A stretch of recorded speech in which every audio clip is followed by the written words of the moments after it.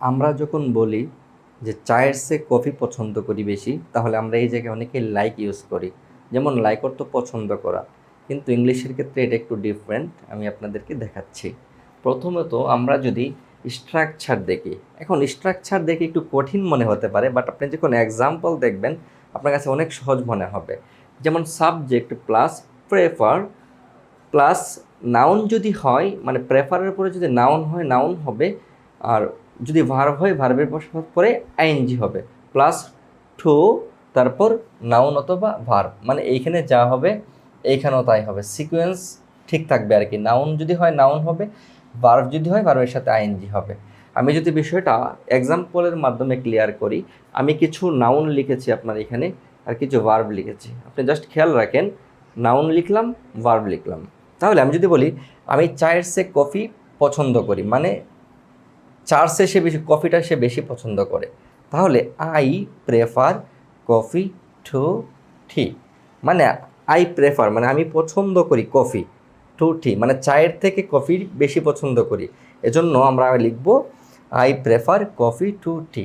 এখানে মনে রাখার একটা সহজ কৌশল হইল, যেটা আপনি পছন্দ করেন এইটা আগে হবে।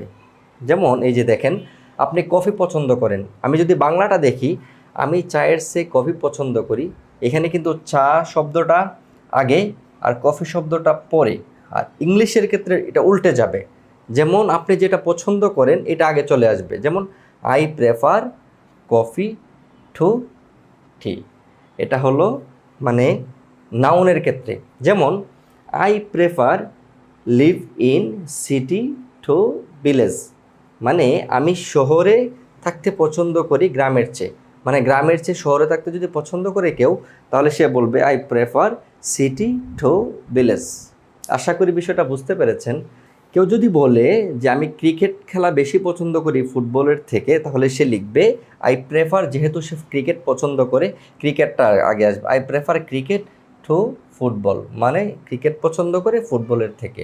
কেউ যদি উইন্টার এবং সামারের মধ্যে সে উইন্টার পছন্দ করে, সে লিখবে I prefer winter two summer, মানে আমি এই শীতটাকে বেশি পছন্দ করি, মানে শীতকালকে গরমের থেকে। তাহলে এটা এইভাবে হবে। তাহলে আমরা এটা এখন নাউনের পার্টটা আমরা শেষ করলাম, নাউন পার্ট কমপ্লিট করলাম। এই এক্সাম্পলগুলো মূলত নাউনের জন্য ছিল। এখন আমরা ভার্বের সাথে দেখি। যেমন আমি পড়ার চেয়ে খেলতে পছন্দ করি, I prefer playing to reading. এখানেও সেম ক্যালকুলেশন, যে আমরা কোনটা পছন্দ করি, মানে খেলতে পছন্দ করি, তাহলে I prefer playing to reading. আশা করি বিষয়টা বুঝতে পেরেছেন। I prefer playing to reading, এই যে আমি এখানে বলছিলাম যে সাবজেক্টের পরে প্রেফার হবে, তারপর নাউন হলে সরাসরি নাউন বসবে, আর এখানে ভার্ব হলে ভার্বের সাথে আইএনজি হবে। যেমন এই যে ভার্ব হয়েছে, ভার্বের সাথে আইএনজি হয়েছে। তারপর আমি যদি বলি আমি মানে রাইডিং করতে পছন্দ করি হাঁটার চেয়ে, তখন কি হবে? তাহলে যেটা পছন্দ করি, তাহলে I prefer riding to walking. তাহলে আমি যদি বলি আমি খেতে পছন্দ করি রান্না করার চেয়ে, তখন কি হবে? তাহলে আই প্রেফার মানে খেতে পছন্দ করে, তাহলে I prefer eating to cooking. আশা করি বিষয়টা খুব ভালো করে বুঝতে পেরেছেন। তো এখানে রিডিং, ওয়াচিং, ঠিক এইভাবে আপনি যদি সিকোয়েন্স বুঝে থাকেন, আপনি এইভাবে শত শত অনেক বাক্য খুব সুন্দর করে তৈরি করতে পারবেন।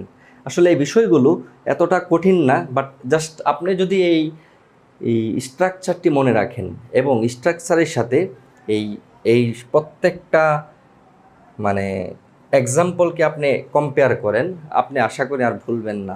সবসময় প্রত্যেকটা স্ট্রাকচারের সাথে উদাহরণ দিয়ে পড়ার চেষ্টা করবেন, তাহলে আর কখনো ভুল হবে না। ইনশাল্লাহ আপনাদের সাথে আবার দেখা হচ্ছে নতুন কোনো দিনে, নতুন কোনো ভিডিওতে। আসসালামু আলাইকুম ওয়া রাহমাতুল্লাহ।